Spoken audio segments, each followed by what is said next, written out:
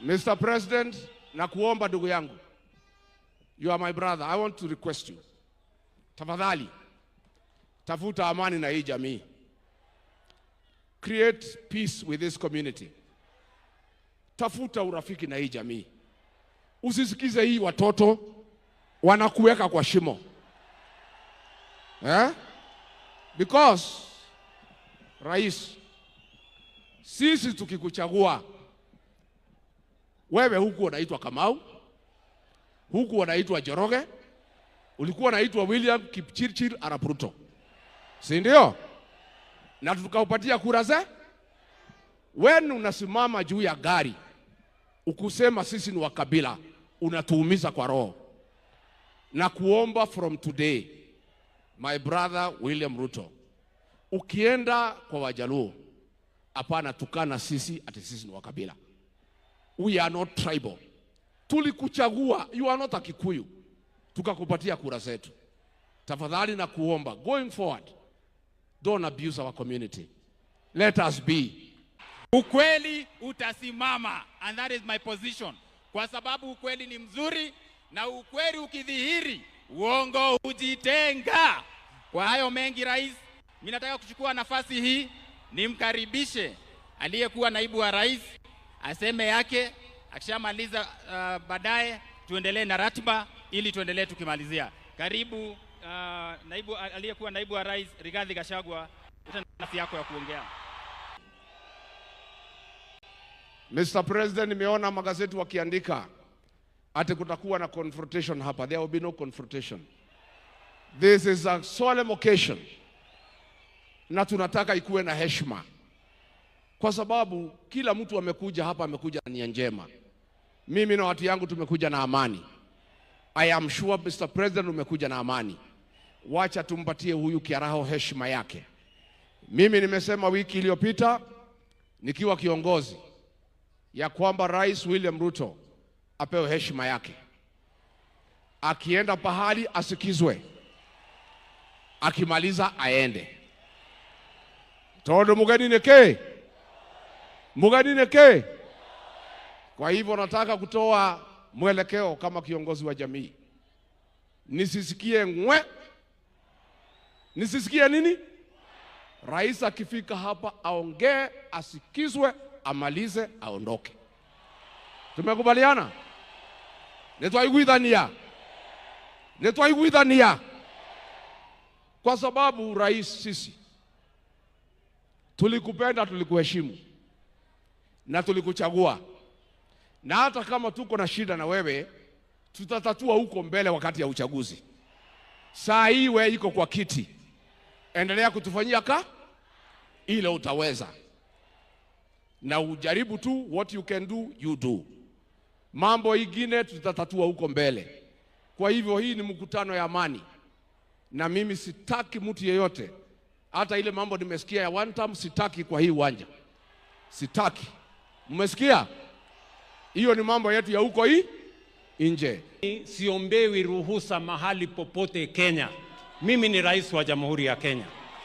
And I will go any place and I will do everything as the President of the Republic of Kenya. And I am not going to ask for permission from anybody, whoever you are. Siwezi. Sijui kama tunaelewana, my friends. Hii ni sherehe ya maana sana. Na sisi tunataka ikuwe ya heshima. And since the president has come, he has come in good faith. Na mimi nikiwa kiongozi, nataka apewe heshima yake. Wale watu rais wangepata shida ni hii akina Ichung'wa kama wangekuja hapa. Kwa sababu ni wasaliti wa jamii yetu. Na ni watu ambaye wametukana jamii. Ati wanasema sisi ni wakabila na hao ni Wakikuyu. Hao vijana yako Rais, nilikuambia kabla hatujakosana kabisa. Nikakwambia hao vijana utembea na hawa watakuweka kwa shimo. Hawa akina Ichung'wa nilikuambia wataweka kwa shimo. Mimi nilikushauri Rais, nikakwambia hawa watu ya mlima hawapendi usaliti. I told you that betrayal is not forgiven among our people. You chose to listen to Kimani Ichung'wah. Sasa hii jamii imekukataa. Na nilikuwa nimekuambia. Sasa huyu Ichung'wah alikuambia ati Rigiji atasaulika baada ya wiki mbili. Sasa ni miaka ngapi? Mr. President, nakuomba ndugu yangu. You are my brother. I want to request you. Tafadhali, tafuta amani na hii jamii. Create peace with this community. Tafuta urafiki na hii jamii. Usisikize hii watoto wanakuweka kwa shimo. Because rais, sisi tukikuchagua, wewe huku unaitwa Kamau, huku unaitwa Njoroge, ulikuwa unaitwa William Kipchirchir Arap Ruto, si ndio? Na tukaupatia kura ze.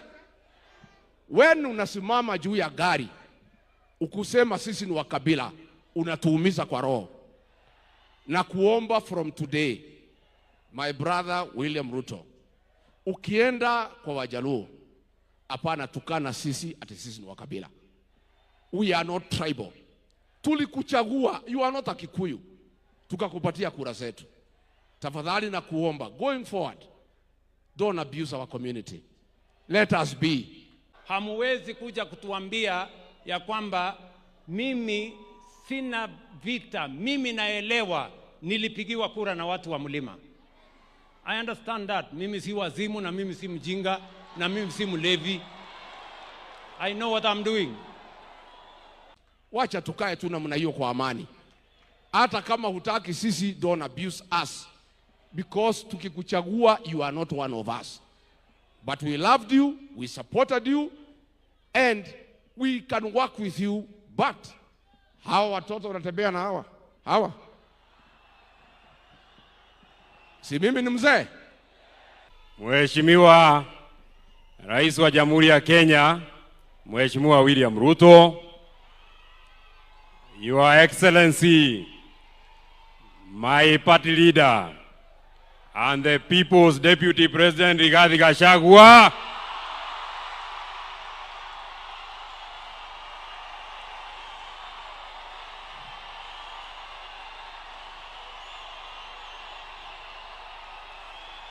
asanteni sana. Asanteni sana. Thank you very much. Aya, niguo mwendete Rigathi wa Gachagua. Niguo mwendete muthamaki witu. Niguo mwendete mutongoria witu. Uyu menagwo. Uyu rumagwo. Uyu waikirio nja. Uyu rumagwo ni Kimani wa Ichung'wah.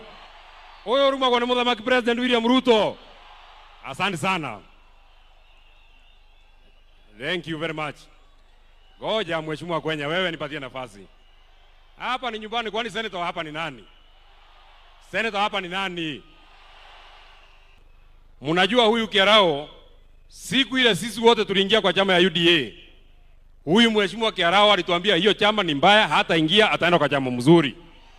Na watu wa hapa mkamchagua kwa chama ya Jubilee. Watu wa Lukalao nataka niwashukuru sana. Jambo la pili, mimi sitaki niseme maneno mengi. Tumeambiwa na huyu Mheshimiwa Kwenya leo hapa na siku ya siasa, na mimi nataka nikubaliane na hivyo. Na kwanza kabisa, Mheshimiwa Rais William Ruto, bado mimi ndio John Medhu. Bado ni mimi. Sijabadilika. Bado ni yule John Medhu wa zamani. Na ile maneno Mheshimiwa Kwenya unaogopa ati nisiseme hapa, sitasema. Lakini ukinisukuma nitasema. Kwa hivyo nipatie tu nafasi, mimi niomboleza Mheshimiwa Kiarao. Kwa hivyo Mheshimiwa Rais, mimi nataka nikuambie nikiwa hapa, kwa sababu sijakuona kwa siku nyingi. Kwanza nikuambie, mimi kama John Medhu, an adult of sound mind, senator wa kaunti ya Nyandarua, mimi ninakuheshimu sana. Na kuheshimu kama rais wa Jamhuri ya Kenya, na kuheshimu kama amiri jeshi mkuu, na kuheshimu kama mzazi, kwa sababu watoto yako ni warika yangu. Lakini hata kama ninakuheshimu Mheshimiwa Rais, jambo moja tu ujue, nakuheshimu lakini mimi sikuogopi.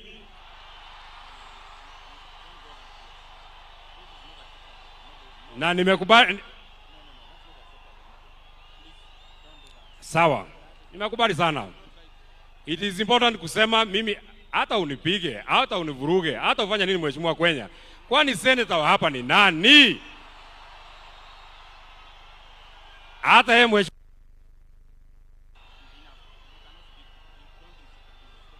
Okay, then we shall put something else. Sawa. Sawa.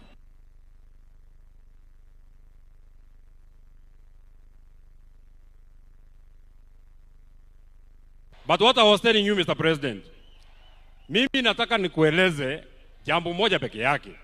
Kama senator wa hapa, sasa nikisema Mheshimiwa Rais, tulikuwa na wewe pale kwa Mama Mukami Kimathi, ukatuambia barabara ya kutoka Kinamba kwenda Karangata kwenda kwa haraka itawekwa lami na haijawekwa. Nimepiga siasa gani?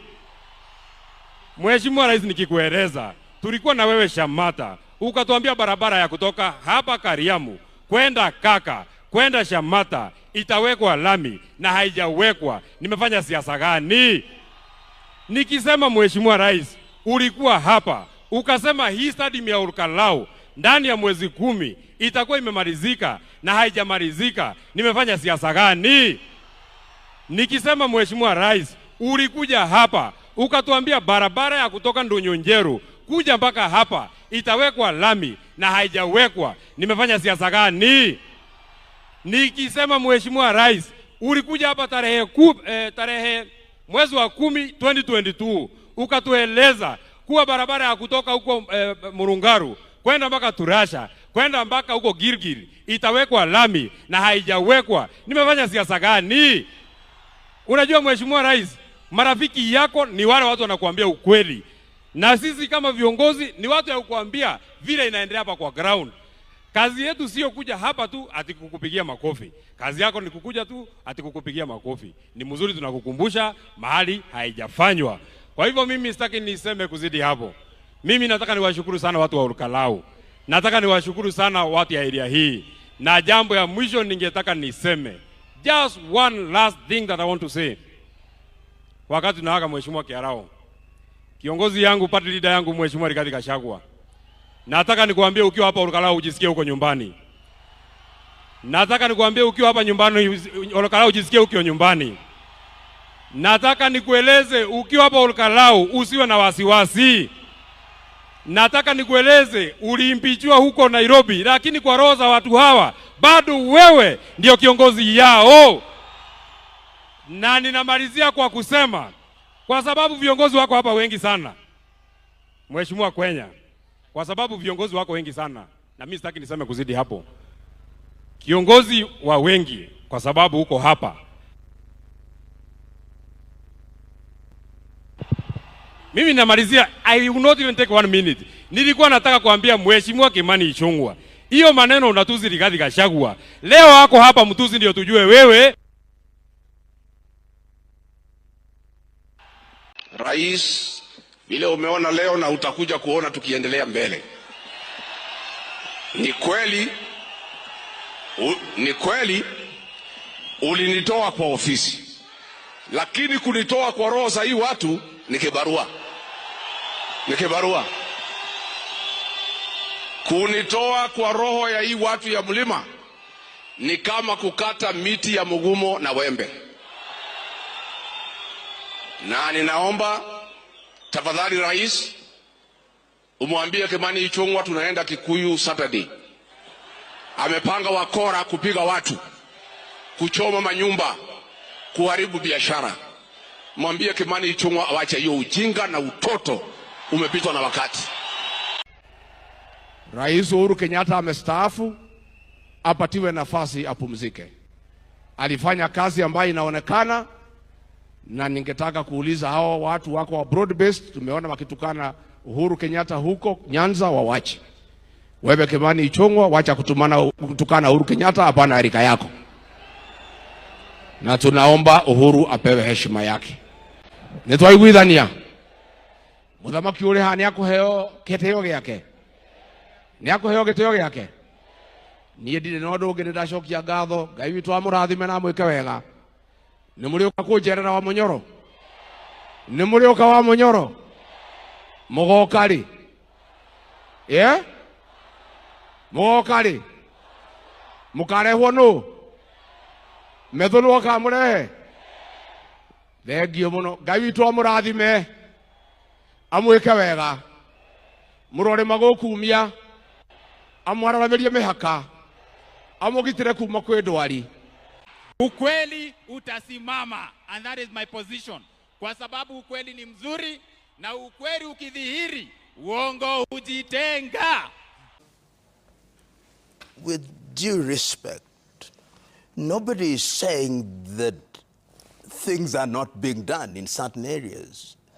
But let us be realistic, and I use the word pork barreling. Pork barreling is exactly what the President of the Republic of Kenya is doing, because he is looking for votes. In that area of the Republic, what you see is taxpayers being used, and there is heavy borrowing, and we are going to pay for it.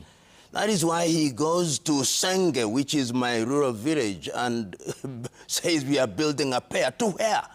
If Jinja is not working, if Port Bell is not working, if Kindube is not working, if Luanda Kotieno is not working, where is it going?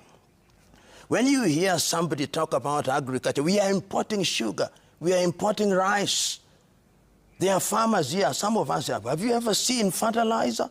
No. And if you talk about the universities, our universities are technically insolvent in the billions. Only last week, the University of Nairobi was complaining about water, students complaining about water. Statutory deductions have never been made for many years. In real terms, what we see is propaganda. And this propaganda is being sold very effectively, with the consequence that people's eyes are being confused. Let us assess in a very cool manner. And you know, when you are doing things, you don't have to shout about them. When you hear somebody saying, I am doing this, I am the best, I'm doing this, it means nothing is happening. When it is happening, you see it. And Mwalimu Nyerere used to say something that I love. Maendeleo si vitu, maendeleo ni watu. And what he meant is, you can build a road all you want, but if the people don't have the ability to support themselves, that is not development. And if you travel across this country, and I do, in the last 1 week I've been in Nairobi to Mathare and have been to Mukuru-Kayaba. Remove the non-governmental organization, remove the churches, there is very little that is happening. We may not see it now, but when this administration is out, you will be amazed at the mess that has been created by this administration. And they are quick to say, they are very hypersensitive. When an administration is not performing, then they become hypersensitive. Then they become paranoid. And that is exactly what is happening now. We are saying this country belongs to all of us.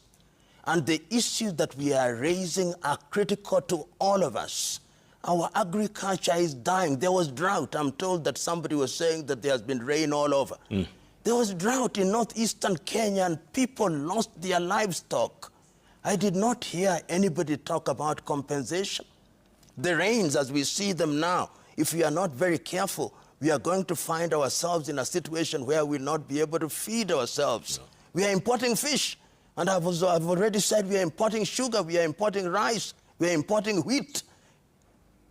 So we are saying we should do much better. And when you tell me about affordable housing, first of all, the National Housing Corporation was created exactly for that. Jericho, Jerusalem, these were affordable housing, Kariakoo, California. What we are saying, use the existing institution, National Housing Corporation, use it.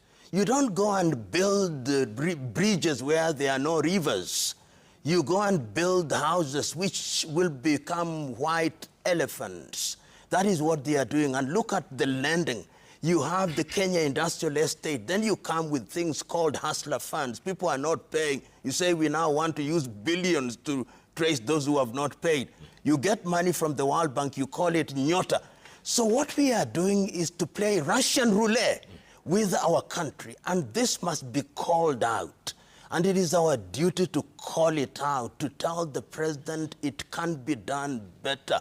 We want, at least I want, a president who sits at his office, who is not in motion at all time. As the saying goes, a rolling stone gathers no moss. And the same thing is happening with governors. It has been cascaded to the 47 counties. The governors think they are mini presidents. Some of them even inspect guards of honor. And if you look at the reports of the Controller of Budget and the Auditor General, the country is bleeding. And we are saying it is our duty to stop the bleeding for this generation and generations yet to be born. This is what we are saying. And Prof, you saw the governor today from Samburu fleeing from the Senate hearing? Absolutely. Fleeing. Literally. Because he knows. He knows what he's done. I mean, come on, man. Come on. I mean, you go around the country, what governors are doing, and they love hotels. They are building hotels. They are building petrol stations. They are multi-millionaires. And I dare say, and I may be wrong on this, our GDP now is about 147 billion USD. But our GDP could very well be 500 billion USD. 2/3 of our GDP is in private hands, the political class and senior civil servants. We must take it out and bring it to the people so that we can fund education. Talk to headmasters and principals of schools. The last time they received capitation, and even when they receive capitation, is only a portion of it. SHA could be working better. I've had my employees who are in SHA, they go to hospital, then they are told to go out and do X-ray and other things, and you've got to pay. And we are saying it can be done better. Let the professionals do it.